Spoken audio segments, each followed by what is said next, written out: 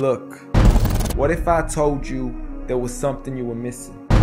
What if I told you that Jesus doesn't really fit into your description? What if I told you that follower of Christ doesn't automatically mean Christian, and just because you believe in faith doesn't mean Jesus didn't believe in submission and conviction? Listen, you say Jesus was God and that God had descended. We say Jesus was man, for Jesus was dependent. Our God is all great and cannot be comprehended. You say that God was murdered, or do you believe that he pretended? See, God gave us brains and God gave us logic, but I guess God wanted us to use them in everything else except for this topic. It's like wearing a cross and proclaiming that you love Jesus, when if God was murdered on the cross really shouldn't please us. I mean, would you be wearing an axe if it was used to chop your mother up into pieces? See, this is what happens when you believe in faith, but fail to believe in reason. See, we used to worship the Creator until Satan turned us to the creation. We began to worship the people and neglect the one who made them. We began to believe that God had died, but how could a God even be created? A miraculous birth, and therefore the Son of God was begotten. See, the creation of Jesus was easy, but you seem to have forgotten that God says be, and it is, just like with Adam, a concept too complex for the church to merely fathom. But he was the creator of the universe, for all we know, even more. And so what if we can't see him? I mean, what you acting like our universe is small? I mean, there's still so much we're still yet to explore. I mean, there's still so many things as human beings we still haven't seen, touched, heard, or saw. I mean, our eyes can't even handle the sight of the sun. So how can we possibly handle the sight of our Lord? See, Jesus used to pray, but in your opinion, who'd he pray to? I mean, if Jesus was God, surely prayer would be of no use. Or did he only require it when he needed to know the truth? Like when God wasn't sure whether it was the season of the fruit. Or maybe he prayed when there was something he couldn't do.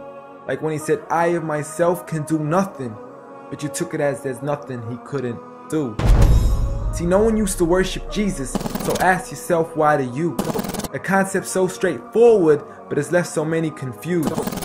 See, Jesus preached one God, but the church has failed to practice. And I mean, you don't have to be that dumb to know that 1 + 1 + 1 equaling 1 isn't necessarily going to give you a pass in mathematics. See, the church said 3, when Jesus said 1. Jesus said God, when the church said Son. Jesus never said worship me, rather he said pray.